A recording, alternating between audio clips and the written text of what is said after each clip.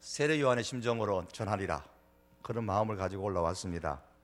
광야에서 외친 자의 소리가 세례 요한이 있는데, 오늘 참석하는 사람이 심의도 적어서 마치 광야에서 외치는 사람의 소리가 아니겠느냐, 그렇게 생각하고 왔는데 세례 요한보다는 제가 복 있는 사람 같습니다. 광야에 있는 사람들보다는 훨씬 많은 것 같아서 제가 복이 있다, 그렇게 생각을 합니다. 오늘 제목이 순종이 주는 유익의 말씀인데요, 순종이라는 말을 들으면은 권위라는 말이 떠오르게 되고, 왠지 반발하고 싶은 충동을 느끼는 것은 어쩌면 사람의 본성인지도 모릅니다. 특별히 우리나라는 군사 문화 속에서 오랜 동안 있었기 때문에, 그리고 유교의 문화권 속에 있다가 이제 해방을 받았기 때문에, 권위적인 이 문화 속에서 성장한 사람일수록 이 권위라는 말을 듣거나 이 순종이라는 말을 들으면 알레르기 반응이 나타날 정도로 그렇게 좀 이렇게 반응이 좀 심각할 수가 있습니다. 그러다 보니까 하나님의 권위에서 도망가려고 시도하는 사람들이 많이 있습니다. 어떤 사람은 이 시대를 이끌어서 우리나라뿐만 아니라 전 세계가 아버지의 부재다, 그런 이야기를 했습니다. 아버지가 없는 시대라는 그런 이야기를 했습니다. 그 말은 아버지가 하나의 권위의 상징이었는데 권위가 없는 시대가 되어버렸다, 그런 이야기를 한 적이 있습니다. 그 결과 물 떠난 고기가 마지막 생명을 위해서 파닥파닥 끄는 것처럼 몸부림치는 사람들, 하나님의 권위로부터 도망쳐서 그렇게 살아가는 사람들이 수없이 많이 있습니다.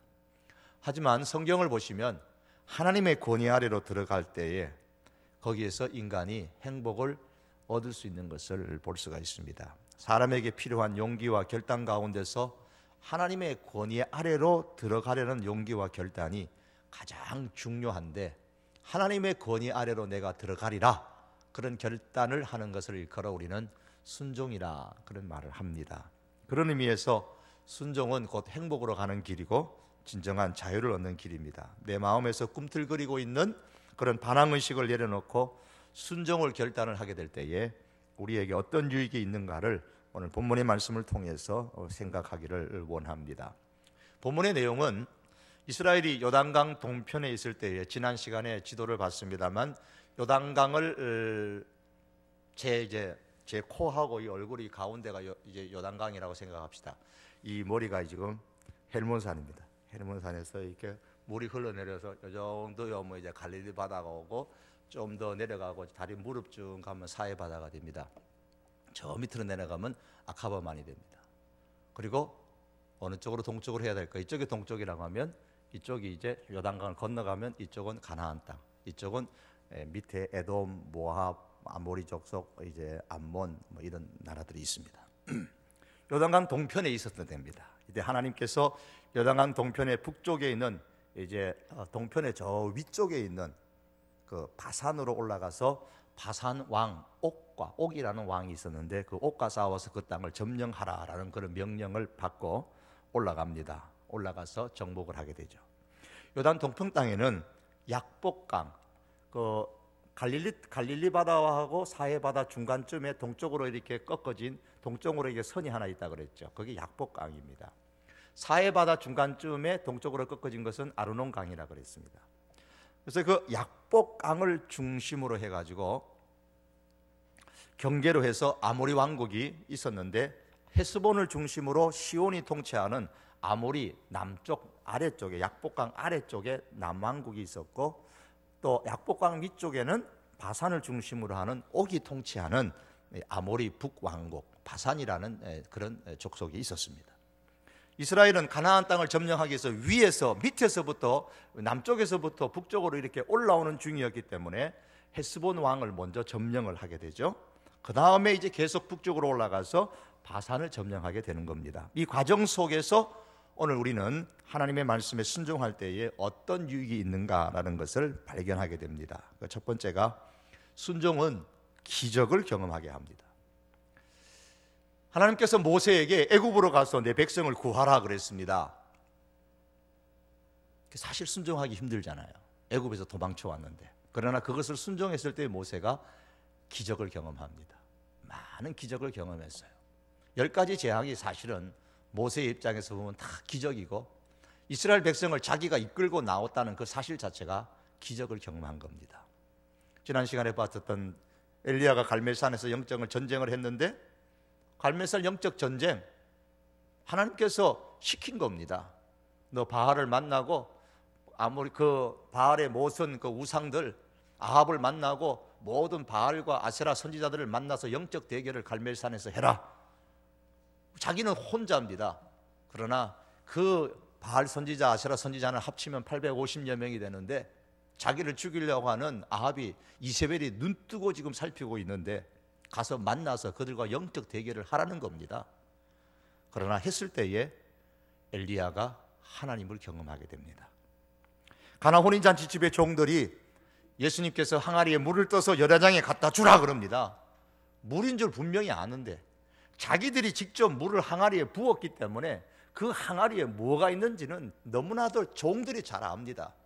그런데 붓자마자 예수님이 하시는 말씀이 그 물을 갖다가 떠다가 연회장에 갖다 주라고 하니까, 그거 어떻게 갖다 줍니까? 물인 줄 뻔히 아는데, 포도주를 갖다 줘야 되는데 물을 갖다 주라고 하니까, 그러나 종들이 갖다 줍니다.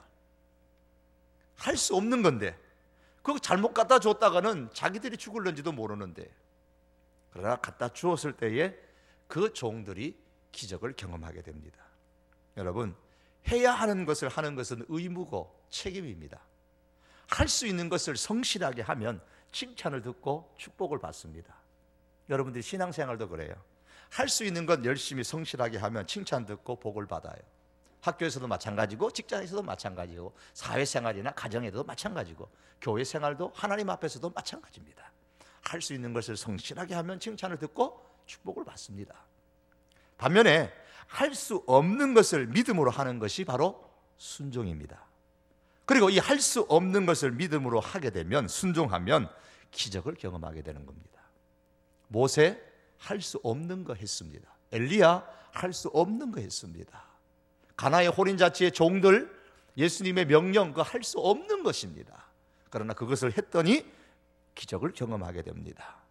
할 수 없는 것을 믿음으로 순종한 그 하인들만이 물로 포도주로 변한 기적을 경험하게 된 겁니다. 그래서 성경은 말씀하기를, 연회장은 물로 된 포도주를 맛보고도 어디서 났는지 알지 못했다. 그 말은 기적을 경험하지 못했다는 겁니다. 그저 포도주가 있으니까, 야, 이건 너무 맛있는 거구나, 왜 이렇게 좋은 포도주를 나중에 줬느냐, 그 말만 할 줄 알았지, 그것이 물이 변해서 포도주로 되었다는 그 기적은 경험하지를 못했습니다. 그러나 물떠온 하인들은 알더라. 그게 어디서 났는지, 기적으로 말미암아 났다는 사실을 물떠온 하인들은 알았습니다. 기적을 경험한 겁니다. 이런 관점 속에서 오늘 본문을 여러분 한번 보십시오. 헤스본 왕 시온을 점령하는 과정에서 이스라엘은 순종함으로써 하나님의 역사를 경험했습니다. 가데스 바네아를 중심으로 해가지고 38년 동안, 거의 40년 동안 방황하며 살았습니다. 매일매일 수십 명의 사람들, 40~50명의 사람들이 평균적으로 죽어가는 그런 세월을 38년 동안 살았습니다. 정말 낙담되죠. 그런 가운데서 이제 하나님께서 말씀하기를, 가서 헤스본 땅을 점령하라. 사실 순종하기 힘든 겁니다. 그래, 그것을 순종했다면 하나님의 역사를 경험했어요. 그 다음에 또 하나님께서 더 위로 올라가서 바산왕 옥을 점령하라 그랬더니 하나님의 말씀대로 순종했을 때에 크게 승리했어요. 3절에 보시면 여호와께서 우리 손에 넘기셨다 그랬어요. 우리가 그들을 쳐서 한 사람도 남기지 아니했다 그랬고, 4절에 보면 우리가 그들에게서 빼앗지 아니한 성읍이 하나도 없이 다 빼앗았다 그랬습니다. 특별히 마지막 절 11절의 말씀 보면 바산 왕 옥에 대한 기록입니다. 그 말씀에 보면 이 옥의 침대가 나옵니다. 왕이 누워 자는 침대가 나오는데 철로 된 침대인데 길이가 9규빗. 저를 보시면 이 가운데 이 손가락 끝에서부터 요 무릎 있죠, 요 무릎까지, 여기서 여기까지가 한 규빗이에요. 이게 몇 센치 될 것 같아요? 30cm는 넘겠죠? 30cm 자로 재면 30cm는 넘습니다. 보통 한 45cm 정도 그래요. 뭐 어떤 사람은 50cm라고 하기도 하는데 한 45cm 정도 되는 게 한 규빗이에요. 그러면 9규빗이라 그랬으니까 1규빗이 45cm면 9규빗이라 그러니까 길이죠. 길이가, 침대 길이가 적어도 약간 4m 정도 되면 4m. 침대의 넓이가 4규빗이라고 그랬습니다. 4규빗. 4규빗이니까 45cm에다가 4를 곱해서 보면 약 한 1.8 정도, 그 정도 미터가 됩니다. 제 키가 안 가르쳐주게요. 1.8, 점점 1.8은 아니잖아요, 그죠? 1m 80은 아니니까 어쨌든 1m 80은 아닙니다. 그러면 제 키보다 훨씬 더 이제 더 큰 이제 넓이가 그렇게 됩니다. 킹 사이즈가 얼마예요? 킹 사이즈 넓이가 얼마인지 모르겠습니다. 요즘 침대. 그보다 아마 넓은 것 같아요. 제 침대 옆으로 누워서 제 키보다 이렇게 많이 넓을까 싶으면 그렇지 않은 것 같아요. 그럼 성경이 왜 이 바산왕 옥의 침대를 설명할까요? 그건 옥이라는 그 왕의 몸집이 크다는 말이에요. 그 옥이라는 침대를 얘기하는 것은 그 옥이라는 사람이 이제 거대하다는 사람이에요. 그 말은 다시 말하면 왕이 거대하다는 말은 그 바산 나라가 강하다라는 것을 말하고 싶은 겁니다. 그 강한 나라인데 다 빼앗았다 그렇습니다. 다 빼앗았다. 마치 다윗과 싸웠던 골리앗을 연상하게 됩니다. 그러므로 이런 왕이 다스리는 나라와 싸워 이겼다는 것은 골리앗과 싸워서 이긴 다윗의 기적과 같은 겁니다. 큰 기적을 경험했습니다. 순종이 기적을 경험하게 하는 겁니다. 여러분, 나도 하나님의 기적을 경험하고 싶다? 예, 그러면 내가 할 수 없다고 생각하는 것, 그런데 하나님이 내 마음에 하라고 하는 것이 있으면 그걸 순종하세요. 그래야 기적을 경험합니다. 평범하게 하나님의 일을 하면 그냥 복은 받아요. 칭찬은 들어요. 그러나 기적은 못 경험하죠. 내 힘으로 할 수 있는 일만 순종하지 마십시오. 할 수 있는 일에 순종하면 그냥 칭찬을 들을 뿐입니다. 그러나 내 힘으로 할 수 없는 일을 명령을 받았을 때에, 하나님께서 내게 말씀을 하셨을 때에 그 말씀을 메시지를 통해서 듣든지, 성경을 여러분이 읽으면서 은혜를 받든지, 성경을 배우다가 깨달았든지, 그때 순종하셔야 됩니다. 그러면 칭찬뿐만 아니라 보통의 축복뿐만 아니라 남들이 알지 못하는 비밀스러운 기적을 경험할 줄로 믿습니다. 그 기적의 은혜가 있어요. 순종은 기적을 경험하게 합니다. 두 번째로, 순종은 믿음의 내공을 강하게 만들어줍니다. 바산을 점령하기 전에 헤스본 왕 시혼을 공격을 해서 승리를 했는데, 헤스본 땅을 점령하는 과정에서 이스라엘이 배운 것이 뭐냐면, 불순종으로 100번 하는 것보다 순종으로 한 번 하는 일이 훨씬 더 낫다는 것을 깨달았습니다. 처음에는 전에 하던 방법대로 모세와 그 백성들이 그냥 평화적으로 해결하려고 그랬어요. 헤스본하고. 왜냐하면 자기들은 지칠 대로 지쳤거든요. 그래서 평화적으로 해결하려고 여러 방면으로 노력했지만은 실패했어요.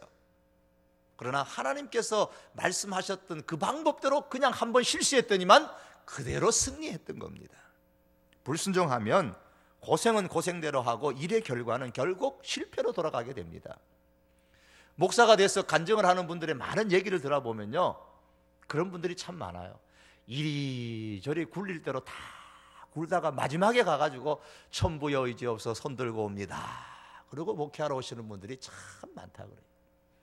그런 면에서 저는 참 감사해요. 처음부터 했으니까. 제가 좋은 점이 딱 하나 있어요. 딴 거는 몰라도 좋은 게 딱 하나 있는데, 제가 빨리 깨닫습니다. 그래갖고 많이 얻어 터지기 전에 조금 맞으면 빨리 하나님 잘못했습니다 하는 게 제 특징입니다. 그래서 좀 덜 맞아요. 덜 맞고 목회를 해도 제가 덜 고생을 하는데, 덜 고생하는 이유 중에 하나가 뭐냐면, 전에도 말씀드린, 하나는 부모님의 기도 덕분이고, 하나는 제가 조금 맞을 때 빨리 돌아서기 때문에 제가 덜 고생하는 것 같아요. 불순종하면 고생할 거 다 합니다. 다 하고 난 다음에 일은 열심히 했는데 나중에 실패해요. 안 됩니다. 그러나 순종하면 한 번으로 결과가 그냥 깔끔하게 아름답게 열매를 맺습니다. 그게 헤스본 왕과의 전쟁에서 가르쳐 주시는 거고요, 바산의 전쟁을 통해서 가르쳐 주시는 겁니다. 바산 왕 옥을 점령하는 과정에서 이것이 증명됩니다. 하나님께서요, 이 가데스 바네아 주변을 38년 방황하면서 지칠 대로 지친 이스라엘 백성에게 방금 전에 헤스본하고 그것도 힘든데, 헤스본보다 사실은 바산은 땅도 크고요 훨씬 강대한 나라예요. 그런데 그 헤스본을 물리치고 나서 돌아서자마자 또 바산을 공격하려고 하니까 얼마나 힘들었겠어요. 하나님께서 그걸 모르실 리가 없잖아요. 아시면서도 왜 대적해서 점령하라고 하셨는가? 그 이유는 이 말씀 앞에 있는 말씀인데, 앞에 헤스본 왕 점령하는 것을 말씀하면서 하나님께서는 멀리 내다보셨기 때문이다 그랬습니다. 멀리 내다보시고 복을 주시기 위해서 그러셨어요. 이후에 가나안 땅을 점령했을 때에 가나안 땅의 사람들이 헤스본 왕 시혼과 바산 왕 옥을 물리친 전쟁의 소문을 듣고서 이스라엘 백성을 무서워하도록 하기 위한 겁니다. 그래야 가나안 땅을 정복하는 게 훨씬 쉬워지거든요. 이스라엘 백성들의 그 명성을 듣고서, 하나님의 명성을 듣고서 벌벌 떨도록 만들기 위한 하나님의 전략이었어요. 그를 통해서 가나안 땅에 이스라엘에 대한 소문, 하나님에 대한 소문이 퍼지도록 하기 위한 거였는데, 하나님의 계획 그대로 됐습니다. 여리고성을 비롯한 가나안 사람들이 이스라엘이 온다는 소식을 듣고서 간담이 서늘했고요. 그리고 라합이라는 사람은 정탐꾼까지 숨겨줬어요. 왜? 그 소문을 들었기 때문에 나도 하나님 믿어야 되겠다, 그런 거예요. 자, 이것은 제가 금요기도회 때 말씀을 드린 내용이기 때문에 길게 설명을 안 드립니다. 어쨌든 하나님은 멀리 내다보시고 축복해 주시기 위해서 그렇게 그 힘든 줄 알면서도 헤스본 왕과 바산 왕을 정복하라고 했어요. 그러면 또 다른 이유가 하나 있는데, 그것은 오늘 말씀드리는 겁니다. 이스라엘 백성의 믿음의 내공을 키우기 위한 겁니다. 여러분, 중국 영화 좋아하세요? 저 중국 영화 참 좋아합니다. 여러분, 중국 영화를 보면은 하수가 먼저 칼을 뽑습니까? 고수가 먼저 칼을 뽑습니까? 예? 고수가 먼저 칼을 뽑아요? 중국 영화 보면요, 100번 치고 100번 다 하수가 먼저 칼을 뽑습니다. 하수가 먼저 칼 뽑아가지고 약 하고 뭐 흘러갑니다. 고수는요, 나중에 껌을 뽑았는지 안 뽑았는지 모르는 사이에 벌써 하수는 낙엽처럼 그냥 떨어져 나갑니다. 그런데 그 고수가 아무나 되는 게 아니다 말입니다. 거기까지 되려면 무술의 고수가 되기 위해서 많은 고생을 하고 그 훈련을 받아야 되는데, 최고수의 어떤 도인들을 만나요. 처음부터 그 도인들이 첩첩산중에 있으면서 제자를 안 받아줍니다. 그럼 배우려고 온 사람들이 몇 날 며칠은 무릎을 꿇고 기다리고, 그러는데 허락 안 해주면 할 수 없이 돌아가야죠.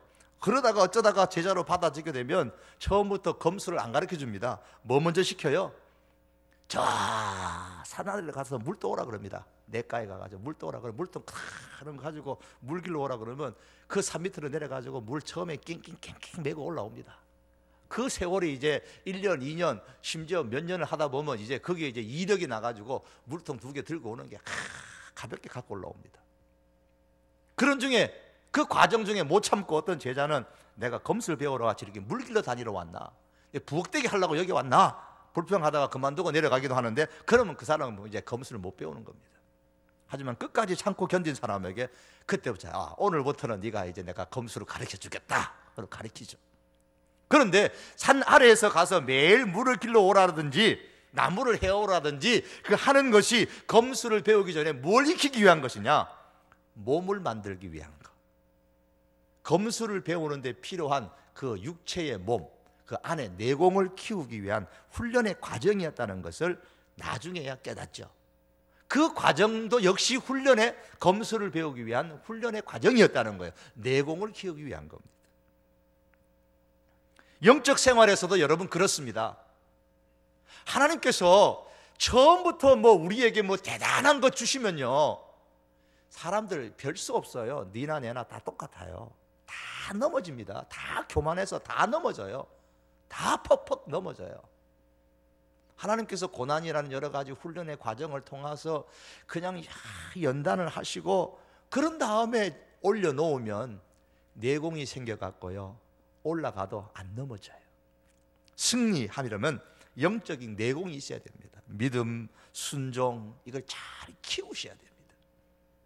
종갓집에서 오늘같이 명절날 큰 일을 치르는 사람이 있어요. 저희 집사람이, 우리 할아버지가 장손이시고요, 저희 아버님이 장손이고요, 제가 장손입니다. 그 장손이 집에 제 어머니 아니죠, 제 집사람이 이제 시집을 왔어요. 저한테 서울 사람이 시집을 와가지고 딱 시집 와서 시집 보니까 며느리가 왔다고 이제 열심히 명절만 되면 일하던 제 위에 있는 바로 위에 이제 작은 어머니부터 시작해가 쭉 있잖아요. 명절만 되면 열심히 일하는 분들이 손 다 놓기 시작했어요. 야, 며느리 왔다, 조카 며느리 왔다, 뭐 며느리 왔다 그러면서 이제 손 다 놓고 일 안 해요. 그러면 그 일 누가 다 하냐? 저희 집 사람이 다 해요. 장손 며느리 왔다고.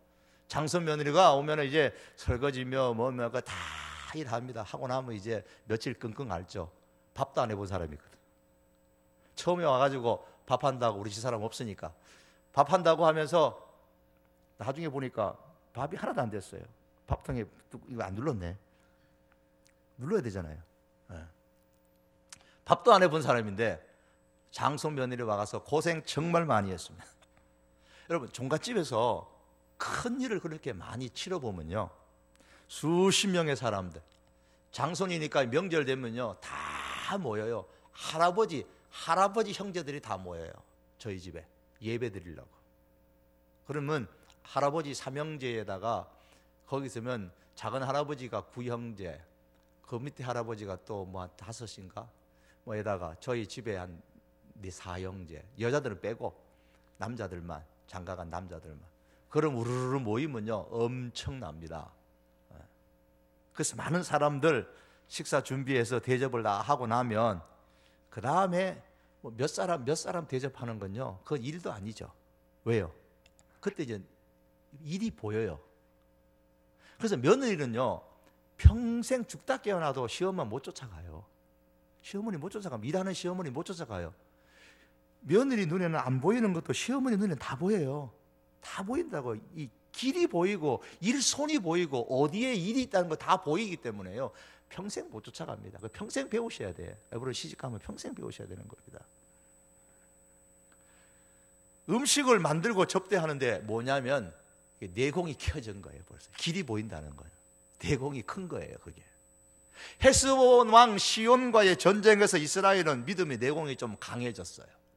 그 다음에 이제 바산왕 옥과의 전쟁에서 더 강해진 겁니다. 이길 수 있다는 확신이 생기는 거예요. 이길 수 있다는 확신이 생겨요. 좋은 생각 2월에 보니까 이런 얘기 있더라고요. 1월 저녁에 12살 또 10살 난 두 아들과 목욕탕에 가는 아버지가 있었습니다. 하나는 12살, 하나는 10살. 아마 우리 정 목사님 정도의 나이 되는가 보다. 아이들의 이제 등도 밀어주고, 아이들은 아빠하고 목욕을 하니까 참 좋아했습니다. 아빠 내 등 밀어줄게. 그리고 이제 아빠 등도 밀어주고. 이 목욕탕 안에서 두 아들하고 아빠하고 이제 마음 같은 이제 얘기가 나는, 목욕하면서 벌거벗고 목욕하면서 얘기합니다. 야, 학교 생활 좀 어떠냐? 너 친구 이름 뭐냐? 요즘 공부가 뭐냐? 너 꿈이 뭐냐? 목욕하면서 등 밀어주고 하면서 이제 두 아들하고 이제 아빠가 얘기하는 재미가 아주 솔솔했습니다. 한 번은 목욕탕에 갔는데 갑자기 분위기가 싸늘해졌어요. 아주 막 몸에 아주 푸른 그림을 그린 형님들이 형님 한 명이 다 위풍당당하게 딱 들어온 거예요. 보니까 둘째 아들이, 그 사람이 문신이 말이에요. 그 그림이 너무 신기했나 처음 봤어요. 근데 이 둘째 아들이 눈치 없이 말이에요 이리저리 이렇게 살펴보다가 그 사람 가까이 가서 손으로 등을 이렇게 쓰다듬으면서 하는 말이, 아저씨 그림 멋지네요. 그 순간 아버지는 저기서 듣고 있던 아버지가 머리가 비추서졌습니다. 막 그 사람도 어린애가 그러니까 황당한지 헛기침만 하고 말았습니다. 집에 와가지고 아버지가 둘째 아들을 불러놓고 신신당부했습니다. 아까 그 아저씨 같은 사람을 조폭이라 그러는데 얼마나 무서운데 다음부터는 그런 사람 옆에 얼씬도 하지 마라. 교훈을 단단히 이제 교육을 시켰어요. 그 다음 주에 이제 목욕을 갔는데 멋진 그림을 그린 다른 형님이 또 목욕탕을 또 온 거예요. 둘째가 그 사람을 보자 웃으면서 한마디 턱 던집니다. 아빠, 저 사람도 조폭이에요? 그 순간이 아빠의 머릿속이 그냥 하얘졌어요. 아버지가 집에 와가지고 씩씩거리면 둘째 아들에게 다그쳤습니다. 아빠가 뭐라 그러든 무서운 살인들하고 그랬지? 그러니까 둘째 아들이 껌뻑껌뻑 눈을 껌뻑거리면서 하는 말이 그거예요. 아빠가 있는데 뭐가 무서워요? 아빠가 있는데 뭐가 무서워요? 둘째 아들의 마음에는요, 아빠가 최고입니다. 아빠가 최고로 힘센 사람이에요.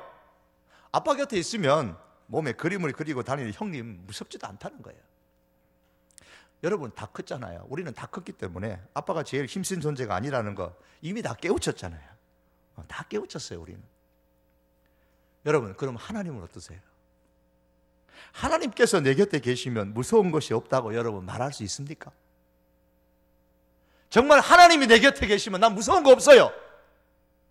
정말 하나님이 내 반석이고 하나님이 내 피난처시고 하나님이 내 구원의 뿌리시고 하나님이 내 산성이시라고, 그래서 나는 두려운 것이 없어요. 여러분 그렇게 자신 있게 말씀할 수 있어요? 이스라엘 사람들이 지금 그렇게 말하고 있는 겁니다. 그렇게 행동을 하고 있는 거예요. 바산이라는 그 땅, 지난번에 점령한 헤스본과는 비교가 안 될 정도로 강한 나라입니다. 4절에 보시면 바산 왕국은 60개의 견고한 성읍을 갖고 있다, 4절에 그랬죠. 5절에 보시면 모든 성읍이 높은 성벽으로 둘려 있고 문과 빗장이 있어 견고하고 외에 성벽 없는 고을도 많았다 그랬습니다. 이런 것을 기록하고 있는 이유가 뭡니까? 강한 나라라는 거예요. 강한 나라. 그 나라에는 동굴과 높은 절벽과 그리고 입을 쫙 벌린 듯한 그 암석의 요새들로 가득 차 있는 그런 나라들입니다. 그런 돌들로 성벽을 쌓았습니다. 문과 빗장을 견고하게 만들었습니다. 이 나라의 주민들은 거인의 후예들입니다. 거대한 체구와 힘을 가지고 있었습니다. 바산 왕 옥뿐만 아니라 그 나라의 민족 태생 자체가 거구입니다. 난폭합니다. 잔인합니다. 인근의 모든 민족이 두려워하는 그런 족속입니다. 그런데 처음부터 바산 나라를 공격하라고 했더라면 아마 이스라엘 사람들은 뒤로 넘어졌을 겁니다. 너무 어렵다고 고개를 휘저었을지도 모릅니다. 그런데 하나님께서 먼저 바산보다는 좀 약한 나라인 헤스본을 점령하라고 합니다. 그래서 이제 믿음의 내공을 좀 키워 놓으신 거예요. 순종해 보니까 안 될 줄 알았는데 되더라는 겁니다. 되더라는 거. 하나님께서 우리와 함께 계시니까 겁날 것이 없구나, 믿음의 내공이 생긴 거예요. 더 나아가서 헤스본과 바산을 대적하여 점령하는 과정에서 이스라엘 백성은 이제 믿음의 내공이 훨씬 더 커졌습니다. 이제는 자신이 생겼고 용기가 생겼습니다. 하나님께서 말씀하신 대로 했더니만 우리 생각에는 버거울 것 같은 일들이 해결되더라, 이런 생각이 든 겁니다. 그렇기 때문에 강물이 철철 흘러 넘치는 요단강을 건너가라 그랬을 때 어떻게 건너갑니까? 믿음의 내공이 생겼기 때문에 건너간 거예요. 여리고성을 아무 말도 하지 말고 일주일 동안 돌기만 해라, 그게 말이나 되는 이야기입니까? 성 밑을 돌면 성 위에서 돌을 갖다가 내려 던지든지 성 위에서 화살을 쏘든지, 그럼 어떻게 하라고요? 말도 안 되는 전술이잖아요. 그런 말도 안 되는 전술임에도 불구하고 이스라엘 백성이 그대로 묵묵하게 하라는 대로 여리고성을 돌 수 있었던 것은 그들의 믿음의 내공이 그만큼 커졌다는 증거입니다. 바로 헤스본과 바산을 점령하는 과정에서 믿음의 훈련을 받고 순종할 수 있는 내공을 하나님께서 키우셨기 때문이에요. 여러분, 순종으로 영적인 내공을 키우십시오. 한 발자국 내딛는 것이 불순종으로 100발짝 내딛는 것보다 훨씬 더 좋은 결과를 가져옵니다. 작은 일에 먼저 순종하세요. 그 일을 통해서 믿음의 내공을 하나하나 쌓아가시기를 바랍니다. 이 해에 한 달 믿음의 내공을 쌓아가시고 1년, 2년 믿음의 내공을 쌓아가십시오. 이스라엘에 전능하신 하나님은 오늘도 우리의 하나님이십니다. 여러분의 하나님이십니다. 우리가 하나님을 신뢰하고 하나님의 말씀에 순종하면 하나님께서는 옛날 이스라엘 백성들에게 행하신 것과 같이 지금도 우리를 위해서 일하심을 우리가 경험할 수가 있습니다. 그로 통해서 우리의 믿음은 강하게 될 것입니다. 우리의 믿음의 내공은 더 강하게 될 것이고 더 크게 될 것입니다. 믿음의 내공이 커지면 커질수록 하나님께서는 우리를 통해서 더 큰 역사들을 이루어 가십니다. 사랑하는 청년 여러분, 우리 청장년과 그리고 성도 여러분, 큰일 하는 것이 겁이 나십니까? 그러면 작은 일부터라도 믿음으로 시작하십시오. 순종하며 시작하십시오. 하나님께서 내게 말씀하시는 작은 일부터 순종하는 믿음을 키우세요. 그 작은 일을 성취할 때마다 우리의 믿음의 내공은 점점 더 커지는 겁니다. 어느 할머니가 70대에 아메리카 대륙을 횡단을 했습니다. 젊은이도 하기 힘든 일을 해낸 그 할머니를 취재하기 위해서 세계 각처에서 기자들이 몰려왔답니다. 그들이 할머니에게 묻습니다. 할머니, 그 많은 연세에 어떻게 저 대륙을 가로지를 생각을 하셨습니까? 오래전부터 그런 꿈을 키워오셨습니까? 힘들어서 중간에 그만두고 싶은 적은 없으셨는지요? 여러 가지를 물었어요. 할머니가 담담하게 대답을 합니다. 처음부터 난 대륙을 횡단할 마음은 없었어요. 그렇기 때문에 내가 달성한 것 같아요. 그렇게 대답을 했어요. 그게 무슨 뜻입니까? 처음부터 그럴 생각이 없었는데요. 그게 달성하게 된 이유라고요? 대묻자 할머니가 말하기를 손자가 코 묻은 돈을 모아가지고 제게 운동화를 하나 선물했는데 친구에게 손자에게 선물로 받은 운동화를 자랑하고 싶어서 이 기쁜 마음을 가지고 새 운동화를 신고 다른 주에 사는 친구를 만나러 내가 갔지요. 친구에게 손자 자랑을 다 한 뒤 생각을 했습니다. 이번에는 저쪽 주에 사는 내 아무개 친구에게 가보자. 걷다가 무릎이 아프면 차 타고 오면 되지. 그렇게 편안한 마음으로 친구를 찾아갔답니다. 그러다 보니까 어느새 대륙을 횡단하게 되었던 거예요. 대륙을 가로지르겠다는 남다른 각오가 없었기 때문에 어쩌면 가능했는지도 모릅니다. 그런 대답을 했다는 거예요. 무슨 얘기입니까, 여러분? 나도 한번 큰 믿음의 내공을 키우겠다는 그 결심하지 않아도 좋습니다. 나도 모세와 같은 믿음의 내공은 그렇게 생각 안 하셔도 됩니다. 하나님을 위해서 내가 한번 큰 일을 해보겠다, 그런 계획을 세우지 않으셔도 좋습니다. 그러나 내 삶에서 지금 진행되고 있는 작은 일이라 할지라도 그것을 여러분 최선을 다해서 믿음으로 순종해서 끝마무리를 하십시오. 여러분에게 하나님께서 요구하시는 것이 지금 무엇이 있습니까? 그 작은 것이라 할지라도 그것을 먼저 실천하십시오. 순종하며. 그러면서 믿음의 내공을 하나 차곡차곡 쌓아가시기 바랍니다. 요셉이 처음부터 애굽의 총리가 되겠다는 비전을 가졌습니까? 아니에요. 요셉은 꿈에도 내가 애굽의 총리가 될 것이라는 그런 비전을 세우지 않았습니다.